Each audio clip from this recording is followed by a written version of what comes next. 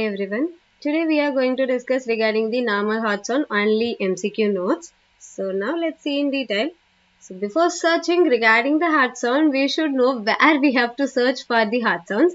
That is mainly our auscultatory area. So we have 4 auscultatory areas mainly in the chest wall, that is mitral area, then tricuspid area, then comes pulmonary area and aortic area. So first let us number the intercostal spaces, then it would be easy for us to identify the location of each and every area. So 1, this is the first intercostal space below the first rib. Then comes the second intercostal space, then third one, then fourth one, and then fifth one. So in fifth intercostal space, we can see the mitral area. So this mitral area is almost 10 centimeter from the mid-sternal line, and this exactly belongs to the cardiac apex region. And then comes our tricuspid area. This area corresponds to the lower left parasternal region, that is exactly here. Then comes our pulmonary area, which is situated in the left side and mainly second intercostal space, which is near to the sternum. And then comes the aorta at last, which is situated in the right second intercostal space near to the sternum. So apart from these 4 auscultatory areas, we should know regarding 2 other auscultatory areas, that is AIIMS area, which is also called as second aortic area. And this second aortic area is situated here in the third left intercostal space, exactly here. And then comes at last Gibson's area. So this is situated in the first left intercostal space nearby to the sternum here.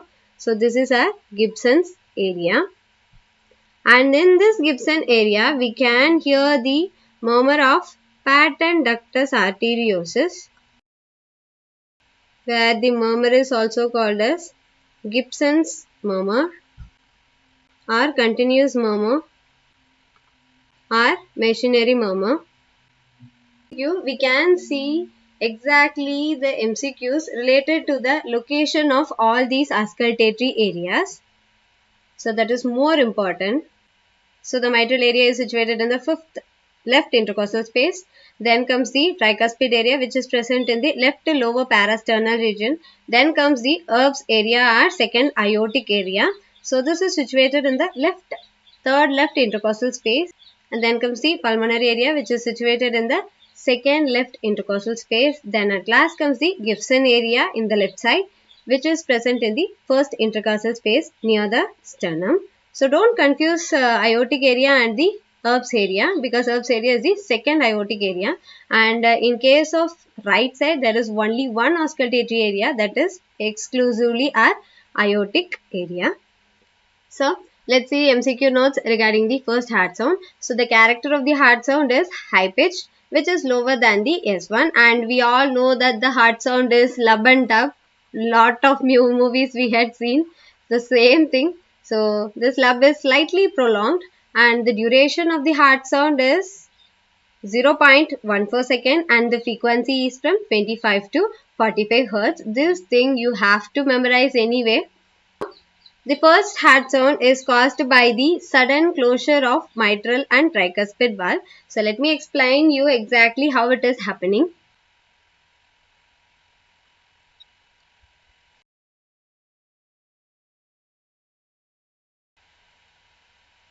So don't worry, there is no heartbreak at all.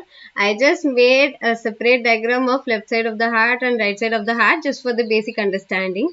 So here, blood from all over the body is drained through SVC, that is superior vena cava and inferior vena cava, and this blood is getting drained into the right atrium. And here the blood from right atrium enters into the right ventricle here. And here there exists one valvular mechanism, that is none other than our tricuspid valve. So here if we examine the valve, this valve will be having 3 different leaflets, that is why it is called as tricuspid valve. So, and the blood from right ventricle enters into the lung through the pulmonary artery, and here it is guarded by a valve which is also called as pulmonary valve. So vice versa here. So blood from the lung will enter into the heart through the pulmonary vein, and from pulmonary vein the blood enters into the left atrium, and the blood from left atrium enters into the left ventricle, and it is guarded by a valve which is called as mitral valve or bicuspid valve. So here if we are examining, this valve will be having two cusps or two leaflets, that is why it is called as bicuspid valve. So from here the blood from left ventricle enters into the aorta, and from there the blood goes to all over the body, contributing for the systemic circulation. So here it is guarded by a valve which is also called as aortic valve. So here the most important thing, blood is coming inside because of these two valves. So these two are called as input valves, that is mitral and tricuspid are also called as input valves, and the blood is going out of the heart because of the two valves. Those were pulmonary valve and the aortic valve. So these two are called as output valves. So now let's see how this first heart sound, that is sudden closure of mitral and tricuspid valve, is happening. So here normally blood is entering into the right atrium. From here blood enters into the right ventricle like this. So once all the blood from right atrium enters into the ventricle, this valve gets closed. Okay, simple. Like the same, the blood from left atrium enters into the left ventricle and the valve gets closed exactly here. So here once all the blood from atrium gets into the ventricle, there occurs the closure of mitral and tricuspid valve, leading to the S1 heart sound. So here I would like to share one interesting thing regarding the systole and diastole. Everywhere if we are studying regarding the cardiac cycle or heart sound, people used to say it's a systole, diastole. But I used to get confused while studying whether they are indicating arterial systole or ventricular systole. So the basic thing is both the systole and diastole, whatever they are mentioning, it is mainly indicating only the ventricular relaxation and ventricular contraction. So don't get confused by these words directly. So now let's see regarding the systole and diastole of the ventricles before and after the S1. So in S1 what is happening? Blood is entering into the ventricle completely and it gets closed here. So before S1, most probably the ventricle would be in the relaxation stage to receive all the blood from the ventricle. So here is the ventricular relaxation or diastole state. So after S1 heart sound, that is closure of the tricuspid and mitral valve, what will happen? All the blood will be getting collected in the ventricular area and ventricular filling had happened. So what will happen now? Anyway, the heart have to pump out the blood. So here the next stage after S1 could be most probably ventricular contraction. So that is none other than systole.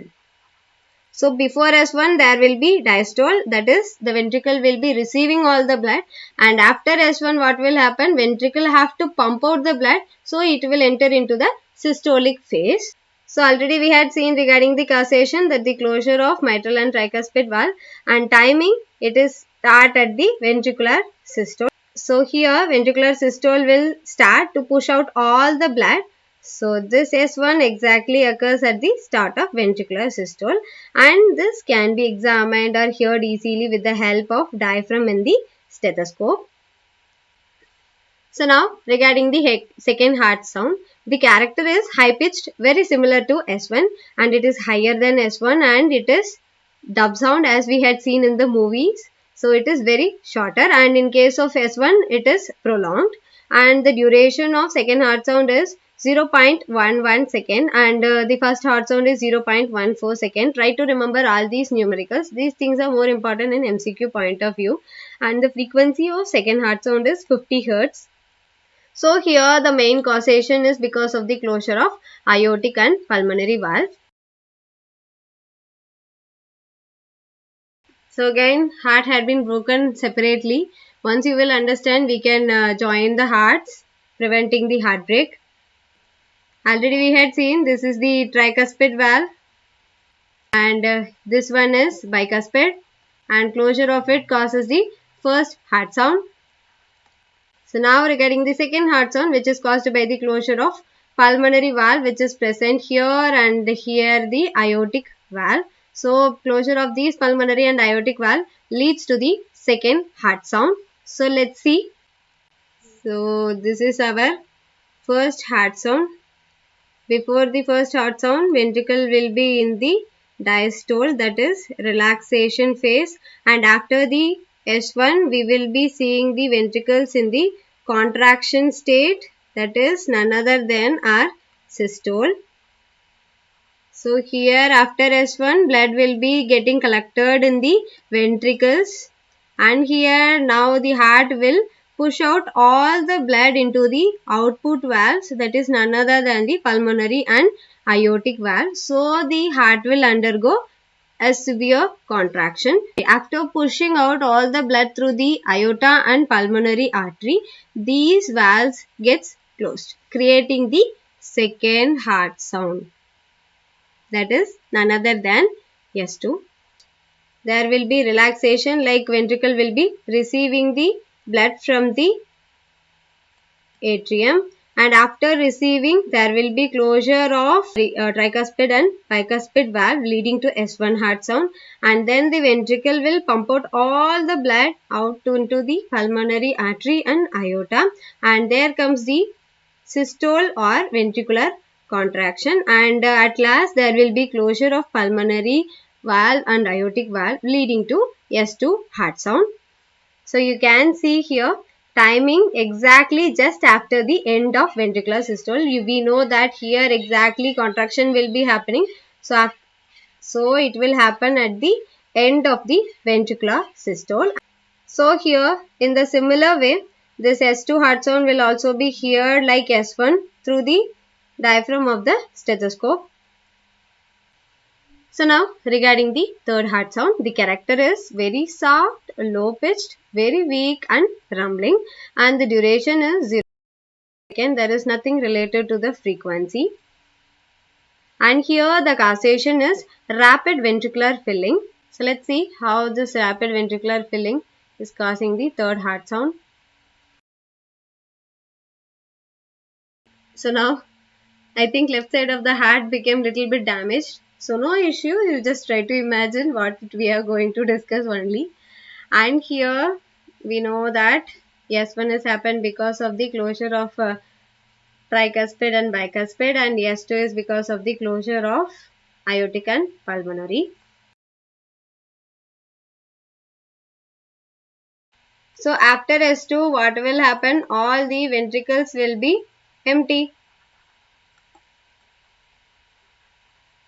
So again the ventricle will undergo relaxation state, and this relaxation leads to the opening of tricuspid and mitral valves. And once the tricuspid and mitral valves are opening here, this valves will open here. Again the blood from atrium will rush into the ventricles without any force. Like atrium will be in the relaxed state only, that won't be producing any pressure. So here during that rapid ventricular filling phase, the sound will be created, that is S3 sound. So as the cycle will be continuing, we will be getting our S1 again. So after S1, we will be getting our systole state. So the exact timing they are mentioning is beginning of the middle third of the systole. Like systole will be starting here. So they are mentioning it that the S3 will be appearing beginning of the middle third of the systole. And the most important thing, if we are hearing the S3, that we can hear well with the help of the bell. So normally S3 heart sound is not audible except a few physiological conditions. We can hear S3 in children. Then in case of high cardiac output, this high cardiac output we can see in athletes. And in case of fever, and in case of pregnancy, there will be increase in the volume. Then in case of thyrotoxicosis and in case of AV fistulas. So if we are hearing the S3, we should remember these physiological conditions. So if these physiological conditions are not going with S3, then we have to think regarding the pathological conditions. So now regarding the fourth heart sound, it is also low pitched like the third heart sound, and it is very weak and rumbling, and the frequency is less than 20 Hz, and here the causation is ventricular filling due to atrial contraction. So here there is mild difference between the third and fourth heart sound causation. So here we had discussed regarding the first heart sound, which is because of the closure of tricuspid and mitral valve, and then regarding the second heart sound, that is S2, which is because of the closure of aortic pulmonary and aortic valve. And here we had seen regarding the S3 heart sound, which is because of the rapid ventricular filling. So again here we can expect our S1. So here we can see the diastole, that is receiving phase of ventricle. Then again between S1 and S2 there will be systolic phase, and again between S2 and S3 the same diastole will come, that is completely receiving phase. So here most of the blood will be coming into the ventricle during S3, that is during the rapid ventricular filling, just because of the downward gravitational force. And usually in classrooms we will have some people who have to be motivated by the teachers to get into the top rank. So same feeling here, there will be some amount of blood left in the atrium. So here this atrium have to undergo contraction on its own to push out all the blood into the ventricle. That is, these students require motivation or contraction to get into the topper class. So here what will happen, because of atrial contraction there will be ventricular filling. So this is the exact difference. So don't confuse it in the MCQs. Just by seeing ventricular filling, don't jump into the answer. See whether it is given clearly that S3 is because of rapid ventricular filling. There will be no involvement of atria at all. And in case of S4, there will be involvement of teacher, that is our atrium, to push out all the blood into the ventricle. So here I had made some mistake. It is before. So the timing of S4 is immediately before the first heart sound. So once all the blood is pushed into the ventricle because of atrial contraction, then finally what will happen? All the blood is coming inside the ventricle, and this tricuspid and mitral valve gets closed. So that creates the S1 heart sound. So they are saying exactly immediately before the first heart sound, you can hear the S4 heart sound, and it can also be heard with the help of bell. So as third heart sound, this fourth heart sound is also not audible, and few physiological conditions we may hear this fourth heart sound. So these are all regarding the MCQ notes for all the 4 heart sounds, and if you have any suggestion for the topics to be discussed, you can comment below. And happy learning. Thank you so much.